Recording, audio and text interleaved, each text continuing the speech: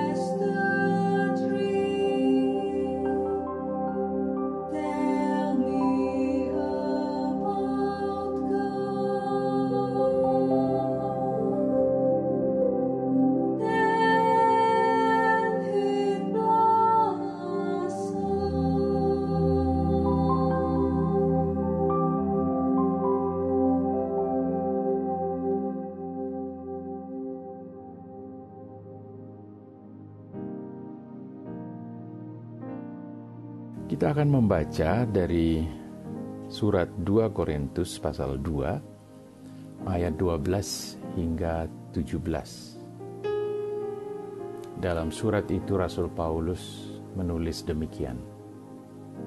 Ketika aku tiba di Troas untuk memberitakan Injil Kristus, aku dapati bahwa Tuhan telah membuka jalan untuk pekerjaan di sana. Tetapi hatiku tidak merasa tenang karena aku tidak menjumpai saudaraku Titus. Sebab itu aku minta diri dan berangkat ke Makedonia. Tetapi syukur bagi Allah yang dalam Kristus selalu membawa kami di jalan kemenangannya. Dengan perantaraan kami ia menyebarkan keharuman pengenalan akan Dia di mana-mana. Sebab bagi Allah kami adalah bau yang harum dari Kristus di tengah-tengah mereka yang diselamatkan dan di antara mereka yang binasa. Bagi yang terakhir kami adalah bau kematian yang mematikan, dan bagi yang pertama bau kehidupan yang menghidupkan. Tetapi siapakah yang sanggup menunaikan tugas yang demikian? Sebab kami tidak sama dengan banyak orang lain yang mencari keuntungan dari firman Allah.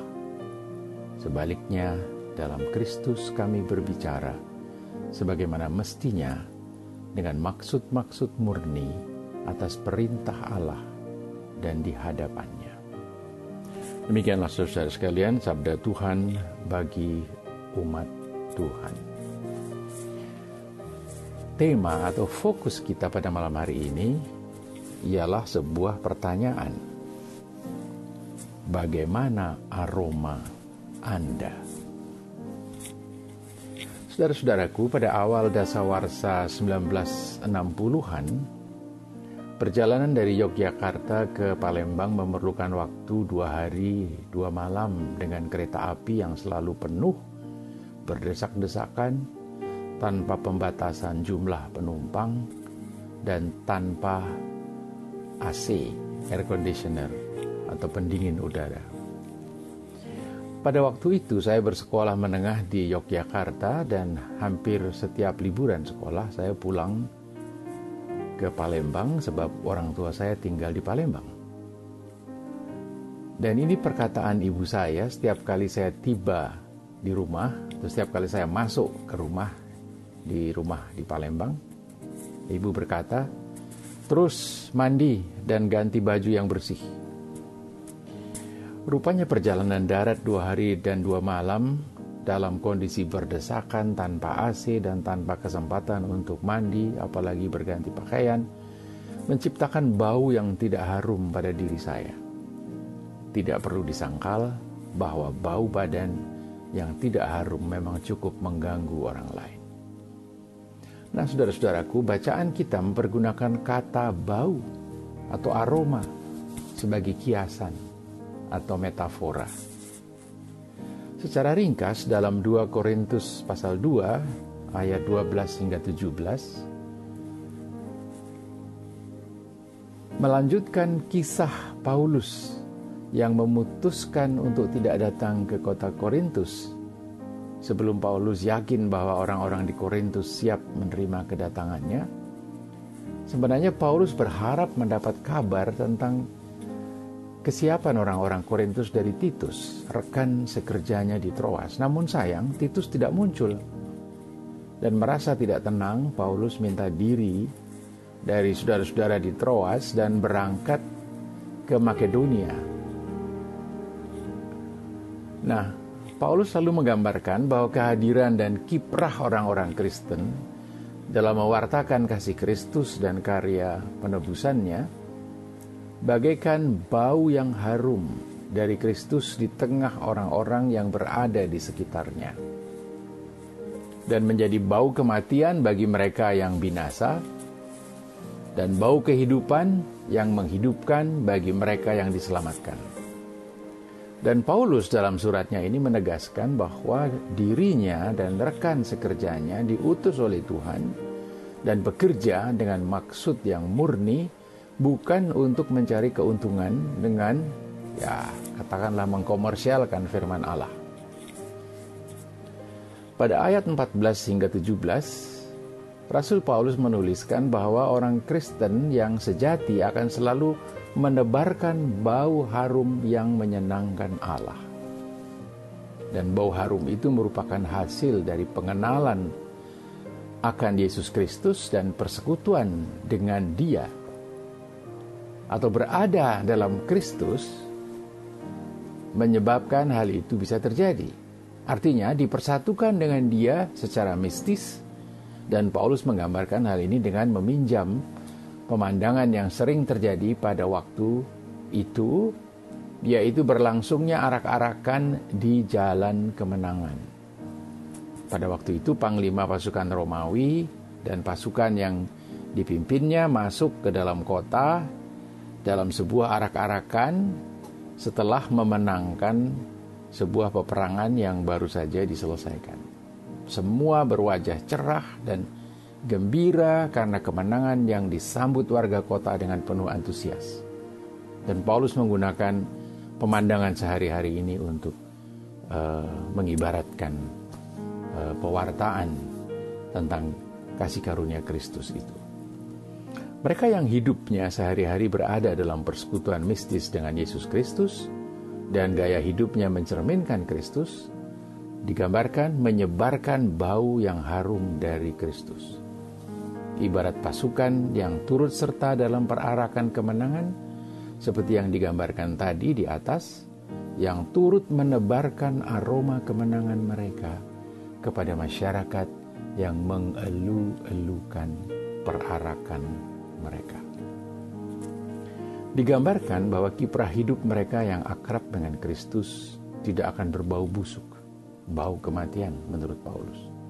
tetapi menebarkan aroma keharuman baik melalui kehidupan spiritual maupun melalui praktik hidup dan gaya hidup mereka sehari-hari. Pengenalan akan Yesus Kristus serta karyanya itulah yang akan tercermin dalam gaya hidup orang percaya yang digambarkan sebagai menyebarkan keharuman sepanjang prosesi kehidupan kita di tengah masyarakat. Hiasan bau harum atau bau parfum seyogianya mendorong kita semua untuk mempergunakan juga sumber-sumber yang ada pada kita, apapun bentuknya, bahkan keterbatasan kita. Sebab Tuhan akan menggunakannya untuk menembus tembok-tembok penghalang yang merintangi pengejawantahan cinta kasih Allah dalam Kristus kepada semua orang.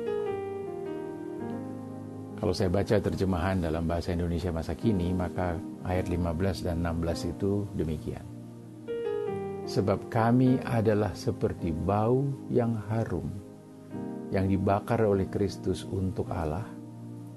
Terhadap orang-orang yang sedang menuju kehancuran, kami ini seperti bau kematian yang membunuh.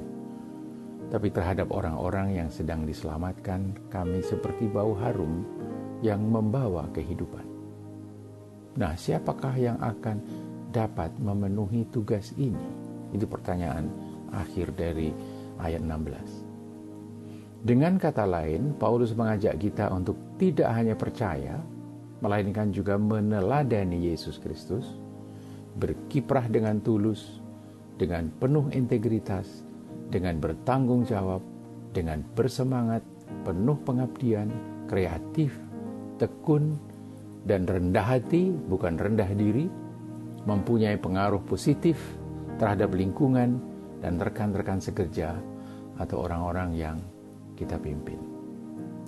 Namun kita pun perlu waspada agar tidak terlalu mengandalkan diri sendiri, terlalu berorientasi pada sukses, maupun terlalu yakin akan kelayakan diri sendiri. Dan 3 hal itulah yang merupakan bahaya-bahaya pada masa kini yang dapat melepaskan kita dari ikatan dan ketergantungan serta daya-daya Kristus yang akan bekerja di dalam diri kita. Amin. Bersama-sama kita akan menaikkan doa Bapa kami dalam pujian. Anda semua yang berada di rumah boleh berdiri dan bergandengan tangan. Kita berdoa. Bapa kami yang di surga, dikuduskanlah nama-Mu. Datanglah kerajaan-Mu.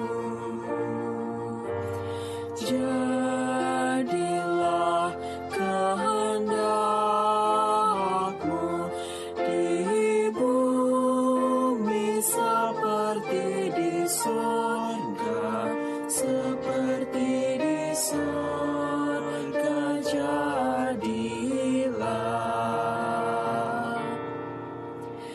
Berikanlah pada hari ini makanan kami yang secukupnya. Ampunkan kesalahan kami seperti kami harus mengampuni. Dan jangan bawa kami ke dalam pencobaan, lepaskan kami dari yang jahat. Karena Engkau yang mempunyai kerajaan dan kuasa dan kemuliaan sampai selamanya.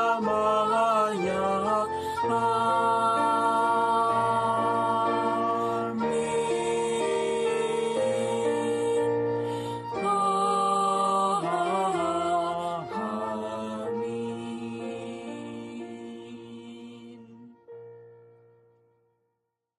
Ya Tuhan, kami berterima kasih atas sabda-Mu yang boleh kami baca melalui surat Rasul Paulus kepada jemaat di Korintus. Engkau menyatakan kesetiaan-Mu dan menuntun umat-Mu melampaui abad-abad yang telah berlalu, sampai kepada kami yang hidup pada masa kini, pada abad ke-21. Panggilan-Mu tidak berubah, agar hidup umat-Mu sepanjang abad dan hidup kami pada abad ini juga menyebarkan keharuman pengenalan kami akan Engkau di mana-mana sepanjang hidup kami. Dalam persekutuan dengan Kristus, kami ingin berbicara dan bertindak sebagaimana mestinya, dengan maksud-maksud murni sesuai dengan kehendak-Mu, baik di hadapan-Mu maupun di hadapan dunia di sekitar kami. Sehingga hidup kami ibarat hidup yang turut serta dalam arak-arakan kemenangan-Mu, yang menyebarkan bau harum dari hidup di dalam kasih karunia Kristus, dan bukan bau busuk atau bau kematian dari mereka yang menghadapi kebinasaan.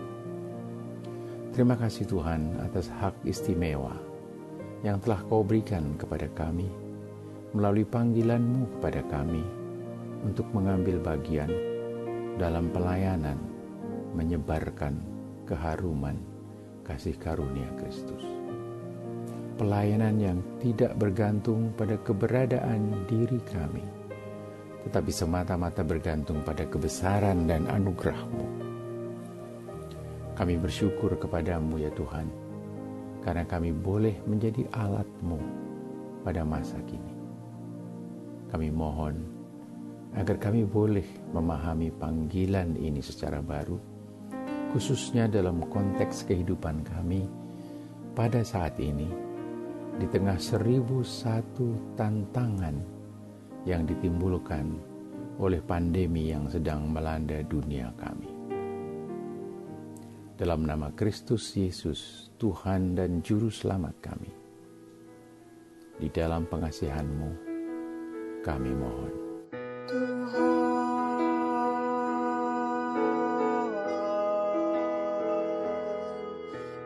dengarlah doa kami.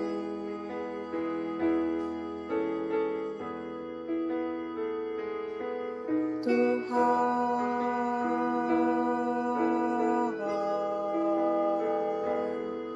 dengarlah doa kami.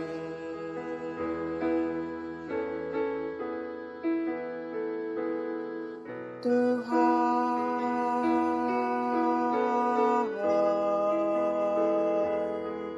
dengarlah doa kami.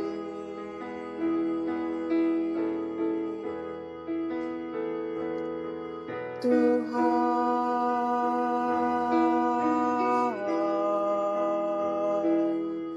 dengarlah doa kami.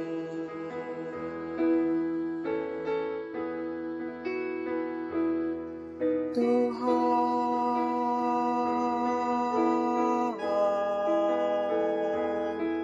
dengarlah doa kami.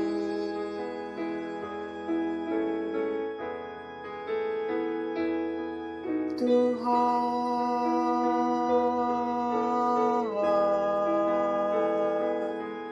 dengarlah doa kami.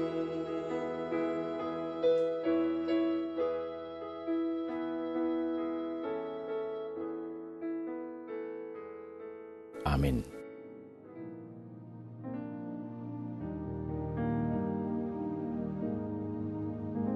Demikianlah kebersamaan kita malam ini.